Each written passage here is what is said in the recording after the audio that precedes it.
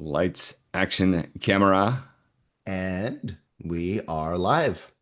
Nice. Okie dokie. In that case, welcome everybody to the last ABT Hurrah of 2025. This would be our, what did we say, 37th one of these discussions we've held since January. And it's been tremendous. It's been an incubator for us for ongoing topics, conversations. And as a result, we will be firing it back up. What's the date of was the 7th we decide January? The Wednesday that we come back? Oh, you and your good questions. I think that's The right. 7th, yeah. Seventh, yeah. 7th. Okay. Yeah. So first Wednesday when we come back, we'll get right back into it. And same time slot, we examined that earlier and decided that it's lots of people have middle of the week things they can't make it, but that's the way it goes. We record these. You can check them out later. So three little intro tidbits here to just get the ball rolling before we jump in with Craig, our discussion. And okay, here's a piece of good news. They finally got the audio version of the Lincoln but Trump book, and sorry that it's 6.95, but that's the cheapest they'll let us do it, right, Matthew? Yeah. We literally have no control over it. Yeah. Yeah, we wanted $1.99, whatever. The good news is the whole damn thing is only about an hour and 20 minutes, the whole recording, so you can blow through it in, one commute or something like that.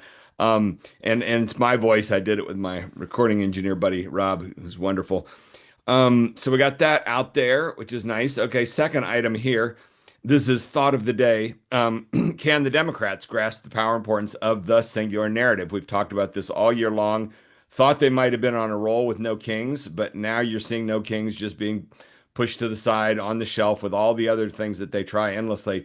They just don't have any grasp, and I really fear that there's a biological element to it. They do not understand the power and importance of singularity. They are so believing in the power of everybody has their own way of doing everything, and we want to be inclusive and have them all doing this and that. And inclusiveness is important, but making it happen isn't as simple as just letting everybody do their own thing. You end up with a mess. And so, if you ask me, I think right now is yet another moment for them to, if there was leadership that could emerge and say, yeah, we're going to pursue all these different things for the next year, but let's pick this one thing as the absolute battleground. And it's in the news this morning, which is why don't they start to build whole constructions out in front of the White House and just say we're not going to let this building of the East Wing happen. There's your perfect battleground to draw the red line and turn everybody out on a single issue to get complete focus. I doubt that they will. It'll end up being one of 25 other issues that they pursue during the year, but you got to meet a singular narrative with a singular narrative somehow, some way, and they just don't seem to grasp that in our opinion. I think because we live with this day in and day out singular narrative, we're going to be talking about that. Okay, one more little fun thought exercise to share with all of you. And this is revelation for me of the past 2 to 3 weeks that has just kind of blown me away. Um, in fact, I'm going to call on you, Charles, to be our definitive answerer for this question I'm going to pose here. Because you're reasonably well educated, I think, on American culture and history. So the Germany in World War II, they had this overall concept, everything, the whole agenda, and that described Germany and Hitler and all the other terrible things that they did. And it was all encapsulated in a label with two words. And the two words were, Charles, take a shot at it. You're saying Americans had it or the Germans No, had it? no, Germany, Hitler, Germany, and the whole German agenda, hegemony, this, that, and the I other guess thing. Blut und Erd Oh, was no. one. Oh, come on. Lebensraum, Yeah, Übermensch. exactly. Leave it to Charles to dive into the next layer down. No, I'm talking the simplest and broadest of all levels that everybody knows. Two words. Boy, I don't know. What was it? The embodiment of? Mein Führer. No, just the whole big thing. You all know it. So there was everything before World War One. Then there was World War One, the Kaiser, and then there was this third Oh, the effort. Third Reich. Thank you very much. Oh, The okay, Third got Reich. it. There you go. Got it. Okay, so everybody knows the Third Reich. Okay, now here is the big trivia question, and I dare anybody here, without looking this up, to give you the answer instantly. What's the equivalent for Japan? They had the same sort of master plan. I hate to use that word because people equate that with the final solution. But they had this overall agenda. Anybody know? Of course you don't know. And I didn't know this, and I've been working with it. My father fought in World War II, and I've been working on his history and the 3 books that he wrote for years and years. And it's all through there. And the answer, believe it or not, honest to Oh, goodness, the equivalent for the Japanese was the the East Greater East Asian Asia Coast Co-Prosperity Sphere. Prosperities. Andy Reynolds got it. Yeah. Oh, did he? Andy, how did you know that? I don't know.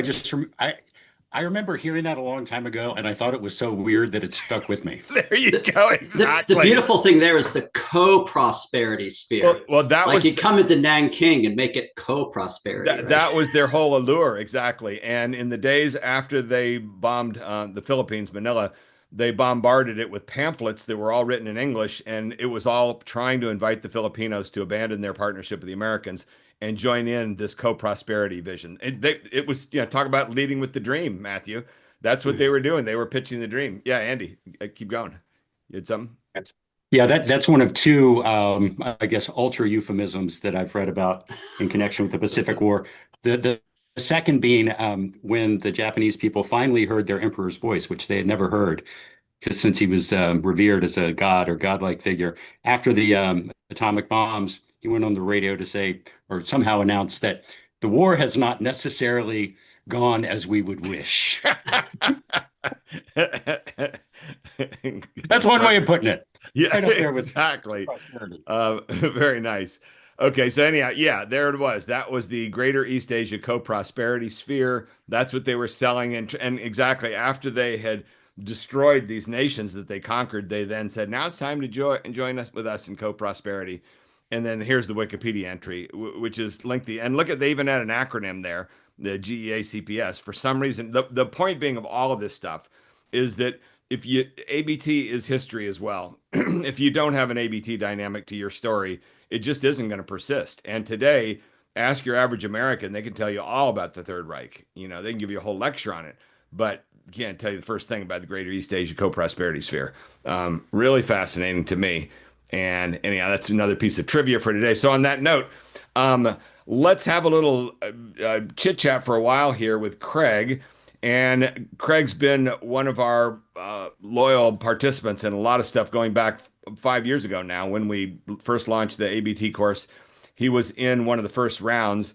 And then kind of vanished for a couple years and got back in touch and said, do you realize how much we got out of the ABT training from the for Perry Institute? He's the director of. And that kind of stunned me, and he's going to talk about that. And as a matter of fact, here's the quote that he gave us to put on our website. Pre-ABT training, we had 10 people and less than $1 million annual budget. Post-ABT training, we now have over 30 people with 5 million grants. Yes, ABT did this for us.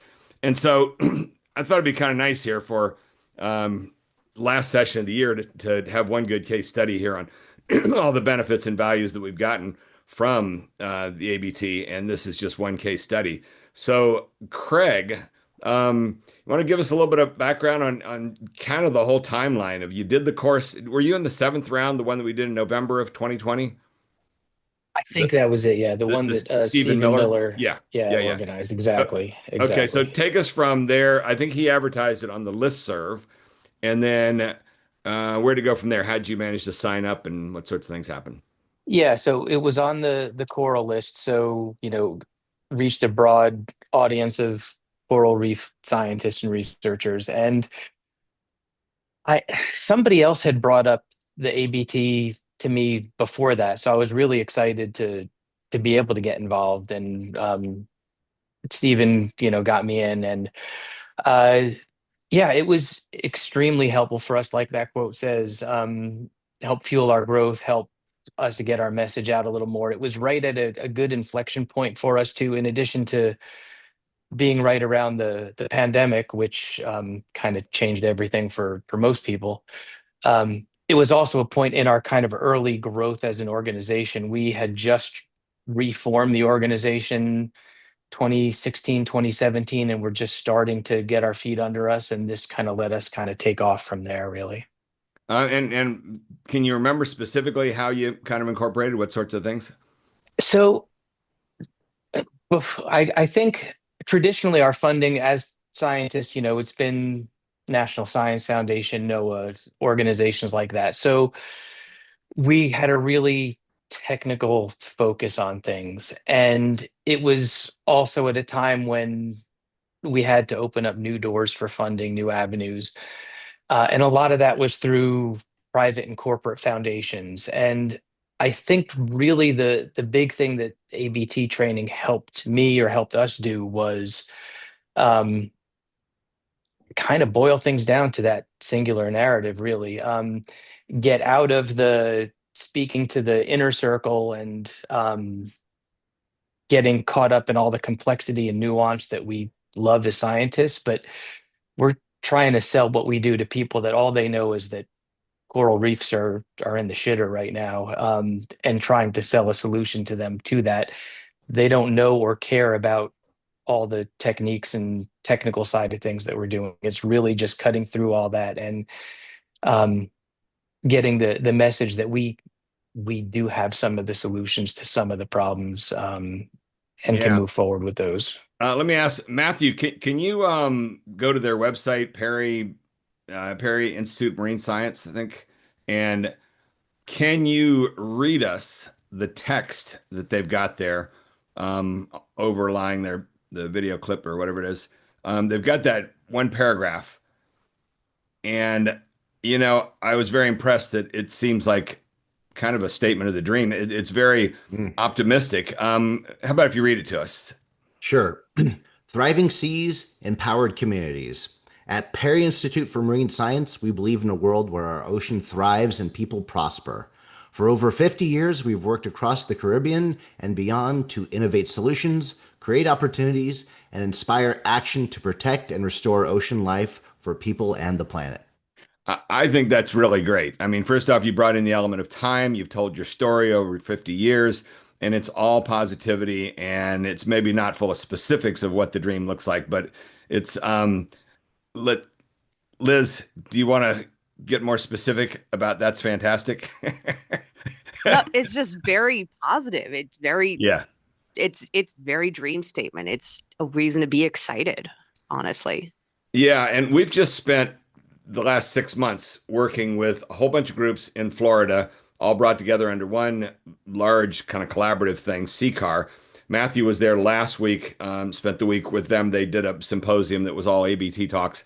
And from the outset, we found the biggest challenge is trying to shift this literal minded mindset of everybody thinks they need to start their presentations with, here's the problems, everything's dying, the reefs are dying. If you don't act now, or we're going to lose everything.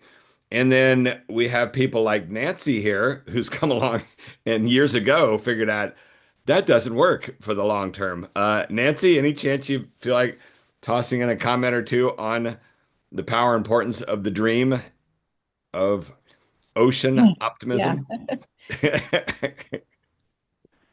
So yeah, back in when I was actually back at Scripps when I was leading the Center for Marine Biodiversity and Conservation, I was spending a lot of time with grad students who'd come to make a difference, and yet my husband and I would start off the core course for the program with 3 days of doom and gloom, and at some point it just dawned on me that, man, this is not what they came to hear.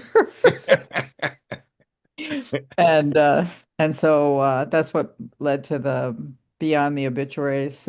First started off as Beyond the Obituaries, Success Stories in Ocean Conservation, and then ultimately to hashtag Ocean Optimism, and then even hashtag Earth Optimism, which you participated in. And I still post pretty regularly on Blue Sky about whatever I find that is reasons uh, for hope that we can. Well, and here's a tiny little ray of hope, which is that last week Matthew went there and did 2 days with these folks. Day one was a workshop with about 20 of them. And what did you do that you plagiarized from Nancy for your presentation, Matthew? Oh, I completely ripped off the Dream Nightmare action from Silent Spring, Nancy. Oh yeah. Oh my God, that's too good. That's too good. Talk about like selling our case for us. The fact that this kind of dream nightmare action has been in the DNA of the environmental movement from literally the very beginning, from the book that like kicked it all off. Like it's hard to argue against that, like once you lay that case out to them. But but what's interesting is that most people, when you ask them, if you would ask them to say, "What's the first paragraph about Silent Spring about?" They wouldn't. They have since then. It's sort of it's come really full circle because it went through a period where it's all about nightmare, nightmare, nightmare, and now I think it's kind of returning to the dream. But for a long time, I would say that most people who were aware of Silent Spring, but maybe not read it for 25 years, couldn't remember what it was, that, how it's launched. And actually, what was it? One other thing, Andy Revkin, I was talking to him one day about Earth Day, and it turns out if you look at the coverage of Earth Day, people think of it, Earth Day, as being like this angry protest about everything that's wrong. But actually, when Earth Day happened in 1970, it was in fact kind of a joyous celebration of what the Earth could be. So in a similar way, both of those kind of key elements in environmental history actually are very different from the way people who are kind of steeped in doom and gloom remember them. Well, okay, and doggone it, Mark Dowie was here, and he probably had to run off and do something. But Matthew, can you find his Losing Ground book and put the link to that in the Amazon page in the window? So Mark was the author of a book called Losing Ground, published in 1995, was nominated for a Pulitzer Prize, and that book opens up. It's called A History of the American Environmental Movement in the Late 20th Century, and it opens up on the very first Earth Day, talking about exactly that. And really, the essence of what his book was about was that arc that took place, which was there were those early years where there was this sort of optimism and idealism at work. And then in the 80s, when Reagan came into office, the whole movement lost its foundation, its vision, and everything. It all shifted. People came in from the business community, convinced them all to basically sell out, to hire all these corporate communications people, and then it started turning into eco corporations. And I came along 2002 with our Shifting Baselines project and found out that instead of being collaborative, it was now competitive between the different groups. And then they couldn't figure out why they weren't amounting to anything. And finally, one day, all my frustration, somebody gave me a copy of Mark's book and said, "Here, read this. This will explain it all to you." And it really does. Another dimension I would add with the dream stuff is that I increasingly am arguing that I think that all human beings thought more clearly decades ago, and I don't think anyone can think as clearly today as they did back then. And the net result of that was greater examples back then of really powerful narrative structure, namely the I Have a Dream speech and all those sorts of things. And then Rachel Carson's book ends up being that because, I mean, her brain wasn't cluttered with all the junk that everybody's got in their mind nowadays. And I think that clutter results in people going to what's the most powerful elements, the element of contradiction. And that's where everything converges on that. And you certainly see that with social media. Yeah, Randy, I was particularly fascinated with like that first chapter of Silent Spring because there's three words in the first chapter that are not three words that are not in the first chapter that you would fully expect to be there: poison, pesticide, Mm. DDT. Like not mentioned whatsoever. Were you aware of that, Nancy? No, as I say, when I went, I can't remember what it was that prompted me to go look at Silent Spring, and then because it had been a long time since I had read it, and and I have to, and I was just really shocked when I started reading it and realized I'd completely lost the whole beginning of it in my mind. But that's interesting. Yeah. What you're saying. That's really interesting, Matthew. Sort of a specific example of the fact that it really is not about the negative to begin with. Right. And it's the general to specific pattern. It's the arouse and fulfill. That Right. like first chapter is an arouse chapter. It's all about the general idea of what's going on without clogging people's brains up with specifics yet. The rest of the book is her making her case, but this is Yeah. about the big picture in this first chapter. Yeah. Brilliant. And then Steve just put an interesting comment in there that we think and talk a lot about. This DNA template is really great. It's our friends in the UK that came up with it, Dream, Nightmare, Action. But that's more the real world emotional translation of ABT. And ABT is the actual translation into language of and but, and therefore the words that we use to capture those forces. The DNA is really, really powerful, and it's just a different dimension of it. It's like the ABT is more informational, and as a result, it's more powerful. But the DNA we feel is more the application of things. Hey, Diana, is there any chance you have any thoughts and comments to add to um, optimism and dream nightmare action over the years that you've witnessed ecology? Well, I just sent a message to Nancy telling her that I just finished teaching marine ecology this semester. I had taught it like, I don't know, since I left Wisconsin. And so I based the course on primary literature. So it was sort of an interesting thing. But we finished the class with ocean optimism. And it was directly from Nancy's input into this group and everything that I felt that was just really, really important to do. And we read her papers and had a discussion. And I did bring up Silent Spring, but most people they had heard of it kind of, but they haven't read it. So it's like, oh my gosh, maybe next year I'll make everybody read it. But what was surprising to me was that there are half the class are like me, they're Pollyanna, they're optimists. They think we can do something positive. And half the class was just like, no, everything's going to hell in a handbasket. And it's all comes down to economics, and there's nothing we can do. So we had an interesting discussion and debate. Which is good, actually. What would you tell that group, Nancy? Well, making a difference doesn't make a difference. Sorry. No, I mean, I guess the way I think about let me see if I can reconstruct this. It's possible to hold in your mind a couple different things simultaneously. One is that if you look at averages, things, look terrible. On the other hand, there are lots of specifics where things have greatly improved, which gives you a pathway to make those things more of them and bigger. So, I'm not going to argue that everything is wonderful. In fact, that's what makes it what you discovered in your class.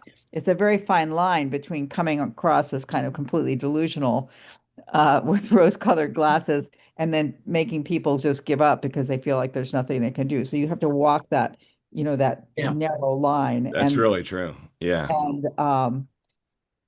And I think you can bring the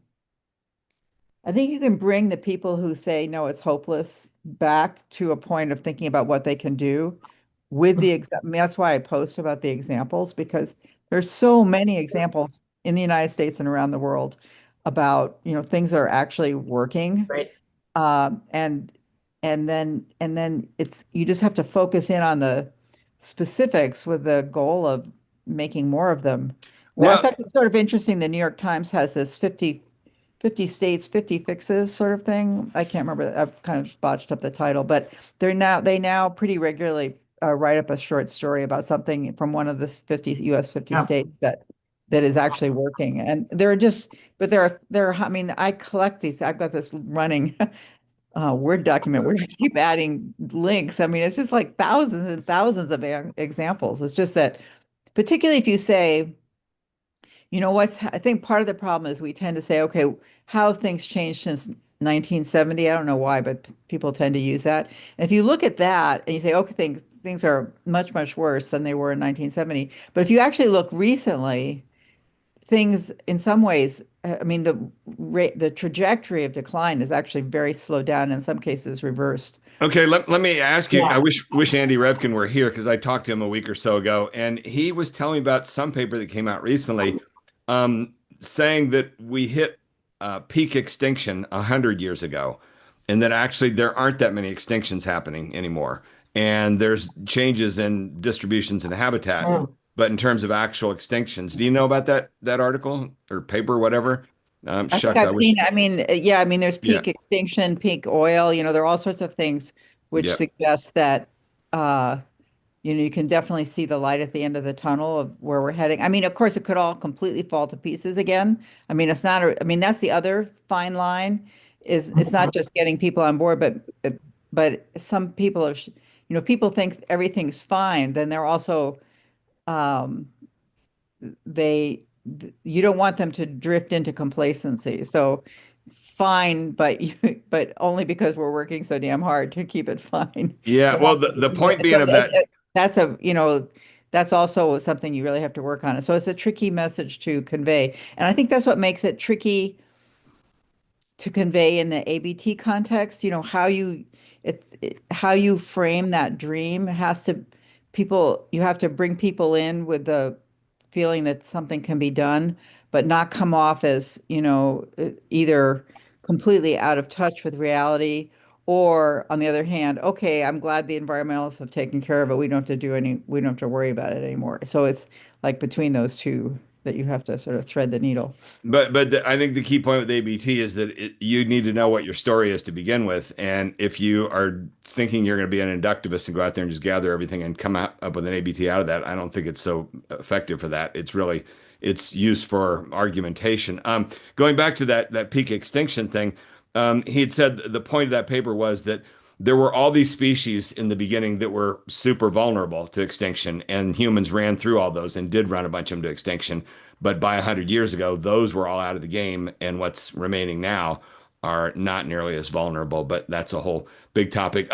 Let's see. All right, so we're halfway through, and we want to get into this other topic that we've got, which is, let's see if I can share, and this should generate some more discussion. And let me go back to this stuff just for a minute here, which is boom. Okay. This term peer review, and Matthew had this rather amazing little moment last week where doing this workshop in Florida, after they'd spent a whole day doing our narrative gym exercise, somebody came up to him and said, "You know what? I see what this is all about. This is actually an exercise in non-peer review." And that in an instant, like as soon as he explained that to me, that's what we've been doing for 10 years. This is really what I'm trying to argue so much to the literal-minded science community. And I think I first ran into it at CDC 15 years ago, where they brought me down there that very first day, the year after my Don't Be Such a Scientist book was published. And I did a phone call the week before with about 6 of their communications people. And they said, we run into this nightmare where we've got a group of scientists, they bring us in to work with them in communication, and then they end up saying, we don't want to work with you because you don't understand our whole field of T cell biology or something like that. And they have to say, we don't have a science background. We're communicators. And there is an arrogance in the science world that comes across that level. I've listened to it. I listened to it at NASA. I listened to it at NIH, lots of these places. This is what the communications people get subjected to, is scientists just saying, get out of my lab. I don't want to talk to you unless you understand my science. And our whole point that we've learned over time with the ABT work is that the most valuable people quite often to you are the non-peers. It's not your peer review thing. It's the challenge of trying to broaden your thing out. And even the thing, Diana, I'm constantly quoting you with what you say in your lecture that you've given 250 times now, along with Nancy, 250 times. We've done so many times. It's really great. And one of your key points is telling these folks that when they send their proposal into, for example, National Science Foundation to biological oceanography, it's not just going to be reviewed by biological oceanographers. It's going to be sent to geneticists that don't know the first thing about your field of science.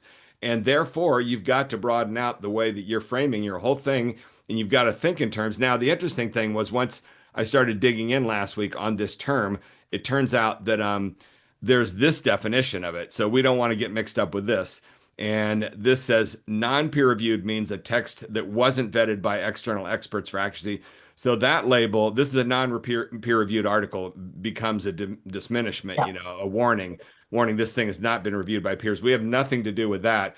We have a completely different definition for it, which is this idea of bringing in non-peers. And so really, this is the term that we're talking about here, is review by non-peers, having non-peers listen to your stuff. And we've now experienced this over and over again. For example, I tried to get a hold of my buddy, Joe Newman, who's jumped in at times with us in this group. And he's my old surf buddy.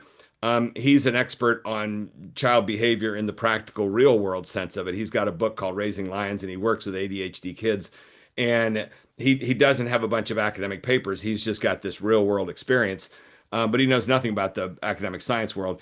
And in story circles back 7-8 years ago, he came to one of our demo days and then ended up wanting to do the whole 10 1-hour training. And so we put him in a circle with 4 scientists. And by the end of that group, they were all writing me emails saying, this guy's incredible, because every time the 4 of us sit there so proud with our ABT, oh my God, we nailed it here. Joe would just come in and say, what in the world are you talking about? And you ought to be able to get your basic problem and actions you're addressing to a level that I can at least, I don't need to know the jargon, but the basic dynamic. And that's the power of the review by non-peers. And let's hear what people have. Well, let's actually, Can I? yeah. Jump in. So I just thought of a paradox to this point. When you do a PhD, I guess what we're told is you will become more and more a specialist on a narrower and narrower topic until by the time you've written your doctorate, you are the world's expert on a particular thing.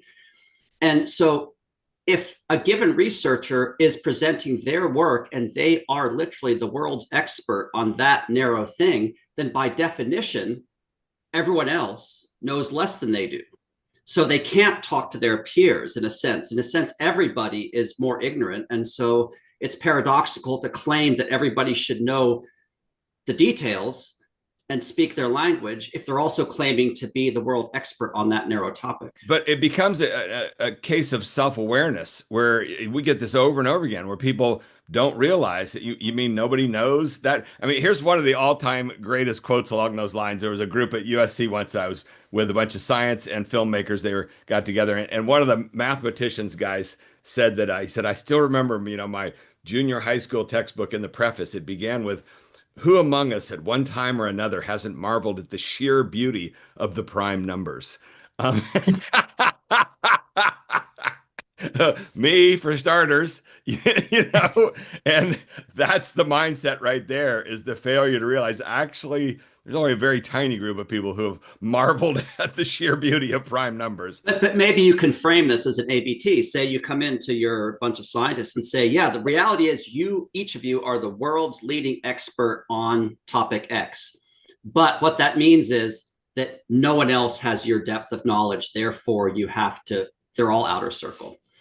And you have to reach them that way. Right. Yeah. Hang on, Steve Kern, have you got something to add on there with the laughter? I was laughing at the prime numbers, but what Charles is getting at is that the inner circle is a pinpoint, and so if you think of it that way and go, well, shit, everybody's the outer circle, then it all of a sudden just changes your lens. And it's an easy message to give someone. You tell them, hey, you are the world's expert in this. That's a great way to open. Right? No, wait, you left out the second half of the message, and that's not easy to deliver. Well, the second half is, but that means yes, everyone else is to some degree outer circle. Yeah, and a lot of scientists do not want to hear that. That's where they shut down. Sorry. Charles, this has come up enough for me. The thing that you're laying out, that I've started to see it as like an incomplete hero's journey. Like there's a point in the hero's journey where we hit the midpoint. It's the 6 o'clock point. It's the point of false victory. It's the point where you think, oh, I've completely won. I've made it as a scientist. I've made it. I'm the best. I'm the top of my field. There's nothing more that I need to do. But then you realize, oh no, there's an entire half a circle you still have to go through. Now that you've gone out to the special world, you have to come back from the special world, bringing what you have back to the community. So it's an incomplete hero's journey. Otherwise, you end up with your darkest hour. Exactly. No, your darkest hour is realizing that you're at the halfway point, that you haven't actually gone the full distance yet. Tell us more about that moment of last week, someone saying that to you, Matthew, about the non-peer review. Well, it all kind of sparked off when I told them the story. We'd done like one narrative gem. They'd started to get the concept of it. And I wanted to make the argument to them why you need tons and tons of points of view. And it brought me back to my first day in my business of cinema film class. Now, first day of the business of cinema film class, the instructor gives us a pop quiz. And the questions are super freaking weird. It's like he drew them randomly out of a Trivial Pursuit box. There was a question on geology. There was a question on geography, one on music, one on sports. I think there was one on the French Revolution. We were like, what the heck is this? What's going on? And we all took the pop quiz, and I think the highest score anyone in the class got was 3 out of 10. Not great. So then he let us take it again, but this time in groups. And the one rule that we had for forming groups is that no one in our group could look like us. So I am a white guy. I could not join a group with any other white guys. This is a film school in Los Angeles, so it's pretty easy to get like a mix all across the board. We took the test again in groups. The lowest score that any group got was 9 out of 10. So that's when we started to like learn the importance right there of you need lots of people's points of views from various backgrounds, all kind of hammering away at this. And that's what led into the non-peer review. That's what we need. Yeah. Um, Julie Clausen, are you still there? Or are you there? Somewhere on the other side of the planet? It's like, where's Waldo? Where's Julie? uh, Not so much. That's a wonderful story, by the way, Matthew. That's an incredible trick, educational technique, I guess, that exercise. Oh yeah, it was like talk about experiential learning. Like you can be told yes, you need lots of points of view, but then to actually see it like unfold right in front of you, oh my God, that's the kind of thing that'll stick with you for a while. Um, all right, so then to segue from that topic, and this is about inner circle and outer circle dynamics. Anybody got any thoughts on what's going to happen with the children of Australia now that they're going to be deprived the the and the but dynamics of social media? I actually have input from that because I was just at a meeting or a fundraiser for a congressperson, and she's a pediatrician, Kim Schreier in our district, and she said, we have to do something about social media. And if I had my way, I would just outlaw it for kids. So based on, as a pediatrician, what she's seen and what she's seen nationally, it's a great idea and they will just be better off. Was she aware of what's going on in Australia? I just read that they're making it like kids can't have accounts. And oh yeah, no, like the top 10 social media things, exactly. Right, yeah, which is a great thing. Shut down. Well, it's going to be interesting the next 2 weeks, I think. A couple of my Australian friends have sent me emails about that, and it's not clear there's wide-scale buy-in from the general public. It's a bit of an executive move that's happening with a KIP committee, sort of with good intentions, but they're not that progressive of a country overall, as much as you might think. So that will be interesting. Doug, you got thoughts on that? Shutting down social media? I'm all for it. I got two kids that have been completely warped by social media, and it's just an addiction. It's just another addiction. It's a dopamine hit, and it's about self-image and depression and anxiety, and it's the worst fucking thing that's ever happened to our kids. Phones in general are. I wish schools would ban phones from classrooms too. I mean, they used to. They're doing that. They're doing that here on Long Island. They need to do that here, but banning it for all schools, or? Yep.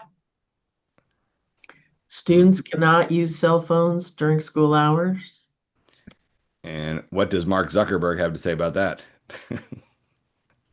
Who cares? Yeah. I've talked to parents. But I was going to back up on the inner outer circle, just FYI, for law, it's essential for me. And when I do a sentencing mitigation film, I make sure that I show it to non-lawyers because I need to make sure that my story makes sense to a normal person, And there's a great lawyer in my field who says she needs to answer grandma questions. That is, whenever she has a closing statement to practice for a trial, she gives it to her grandma. And so her grandma will say, well, but what about this? Or I don't really understand that. And it's the most useful practice she has. We assume everybody knows what we're talking about, but they don't. Yeah. Matthew, you got some things in the chat window you want to call out? Let's see. Albie, you're talking about K through 12? No phones during school hours? Where's that at? Yeah, that's Los Angeles Unified School District. So that came in a year ago, I want to say. Yep. And that was state mandated. So I think that's everything, but I couldn't speak for the other school districts. But it's K through 12. And that's, again, from the moment you walk into school until you leave at the end of the day. So at the breaks, at lunches, it's not even just in the classroom.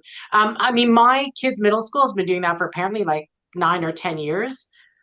She saw it right from the beginning. The principal saw it right at the beginning and said the kids aren't talking to each other.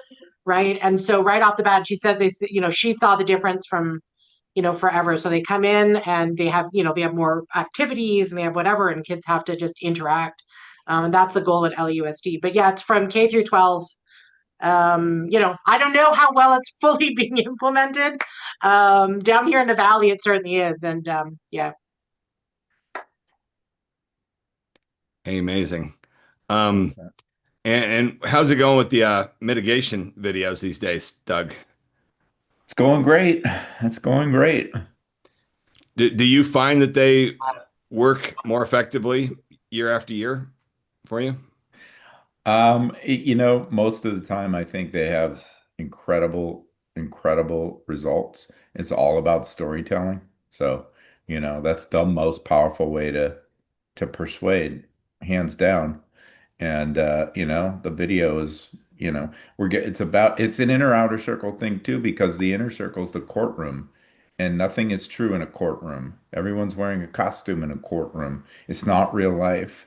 And the closest thing I can do with those to take them out of that and into the real world, into my client's life, is a video. And you can't look away. I mean, I'm just a huge fan of it. And do you find an optimal length for them, for the videos? Shorter the better. Hmm. But it's hard. But if I'm over 10 minutes, I'm worried. If I'm over 15, I'm terrified. But if I'm under 10, I'm hitting the mark. And are you finding yourself using ABT dynamics more and more with time? 100%. 100%. It's completely reshaped the way that I make films. There's no going back as far as we can tell. Yep. Yeah. But Yeah. Going back to the Australia social media thing, it really couldn't have happened too soon. I came across this article by a psychologist, Jonathan Haidt, a few years ago, who was trying to track when all this kind of started back in 2012 to 2014. That's when anxiety and depression rates for teenagers started going completely off the roof. And he basically tracked it right back to social media and increased cell phone usage. So I've been watching this and worried about it for quite some time. I'm thank you. Someone's actually finally doing something about it. The argument that he makes is basically teenagers' brains aren't well developed enough for this kind of thing. They don't have the broader context. They don't have a developed enough PFC, and you need that before you can really kind of put social media in its place and realize that it's all completely over exaggerated.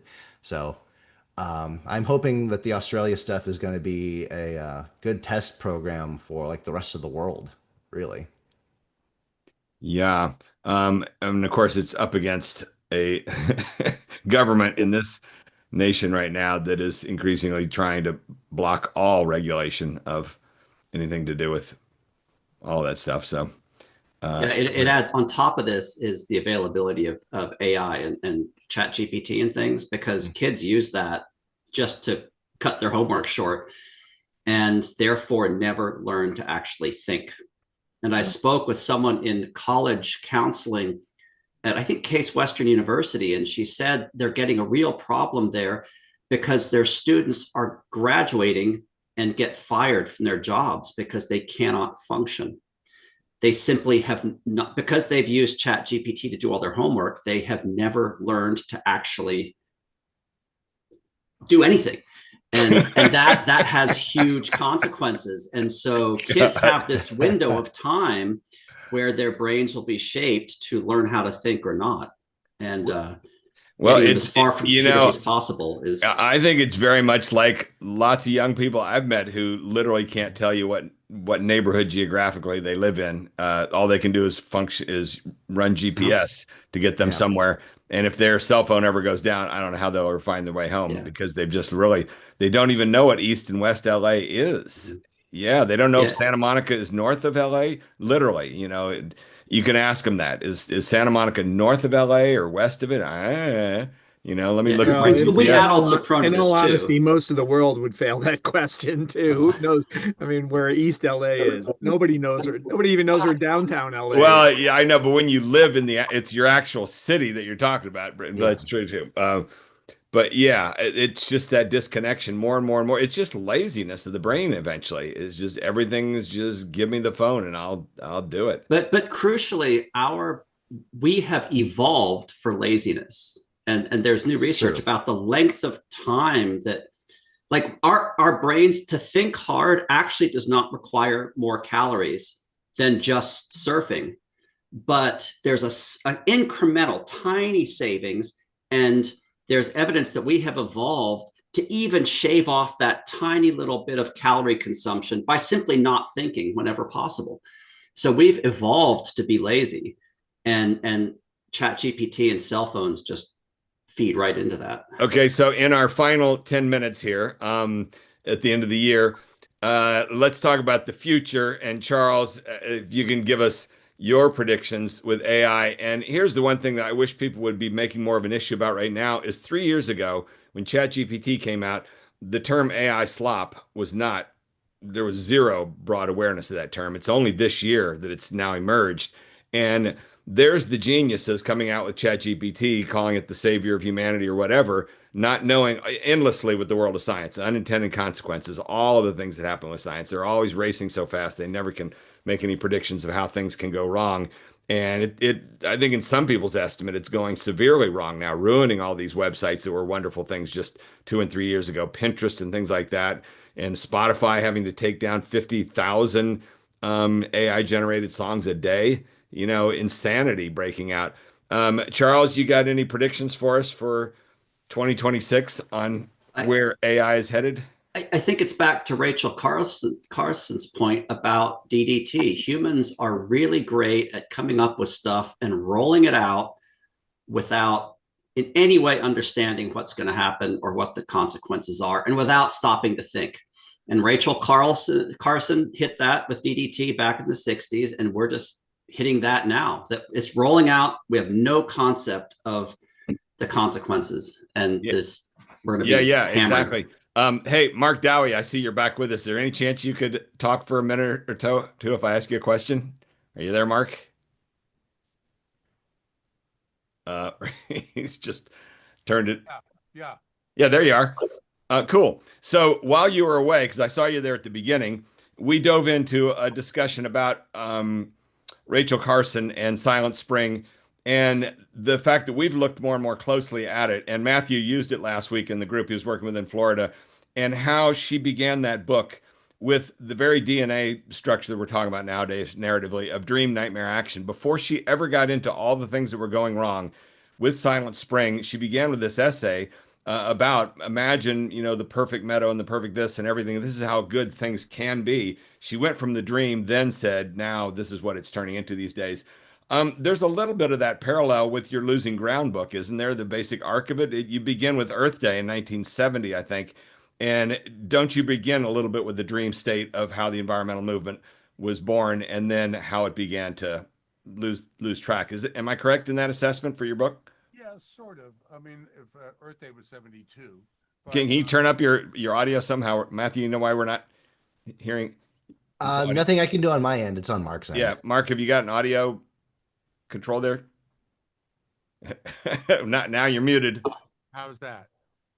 Matthew, can you give him a suggestion? I'm not muted. Yeah, you're not currently muted, but it sounds like you're a ways away from your microphone. I'm right on top of my microphone. Okay, all right. We'll listen closely. So anyhow. Yeah. Earth Day was 72, not 70. But okay. Yeah, I mean Rachel's book I think really shaped a big and important part of the environmental movement, which is still with us. I certainly don't put her down or the after effect of her book at all. She definitely changed the emphasis of environmentalism and moved us from a basically conservative conservation-based movement to a more scientific and pollution-based movement. I don't know what else I can say, but well, what I was asking about is this progression that we've seen, which is once upon a time there was a bit more ability to talk about the vision of the dream of how things ought to be, and that with the information explosion, in my opinion, people began to just be drawing to just screaming about the problems. Everything's dying, everything's horrible, everything's rotten. And this is what eventually led to Nancy's whole movement on Earth optimism and ocean optimism, is that people can only take so much of starting with the problem, that at some point there's got to be a little bit more focus on the dream, and that some people at least are coming back around to that these days. And that's what I was wondering if you didn't have a similar dynamic with your book opening on Earth Day, a point where there was a bit more of a dream of how the bipartisan people could come together and work to create a healthy environment. Whereas by the 90s and 2000s, it was just all fundraising and them feeling they could short-term raise funds off of screaming alarms. Well, MIT invited me to write that book because I'd written an essay for Foreign Policy magazine, basically alleging or saying, and I still believe it, that the American environmental movement was dangerously courting irrelevance. And I think that was true at the time. And I think it was a reasonable indictment. I took a lot of heat for it from Karl Pope and others and leaders in the movement, but they were the problem. So that was basically the reason I did that book, and that was the central message of the book, that environmentalism was headed in less productive directions worldwide, but certainly in the U.S. And so now it's 30 years since that was published. And what's your take today on the irrelevance of the American environmental movement? Well, it depends on what you call the movement now. I mean, the movement has changed. There are a lot of new organizations that have come into it since then. I think that part of the movement heard that message and agreed. And I wasn't the only one who was saying that, incidentally. Mm-hmm. And agreed that they were sort of bogged down in conservation-based environmentalism, and we're not moving the needle, if you will, of environmental protection in a way that was not only protecting humans but also protecting the ecosystem. Perfect. Okay, we're in the last 3 minutes here. Anybody want to offer up a final end of the year 37th round of ABT discussions summary statement? Liz, clearly you're chuckling like you have the definitive word for us. Nothing. I got nothing. Craig, you got some more ABT messages for the new year? I really don't right now. No. I'm winding down for the year. All right, excellent. Okay, Charles, well, we will look to you in the new year for assessment of AI and where it's taking us. I actually, speaking as an atheist, I just realized the Christmas ABT. What is the message of Christmas? God loved the world and us so much, but we had gone astray. Therefore, God sent his only son to redeem us. So ignore the actual import, but that is an ABT at the heart of that religion. Just for the record. I look forward to your YouTube sermon, Charles. Okay. It's really great. That's perfect. So happy ABT, everybody. Thank you, Father Charles, for our end of the year ABT message. That is a bullseye.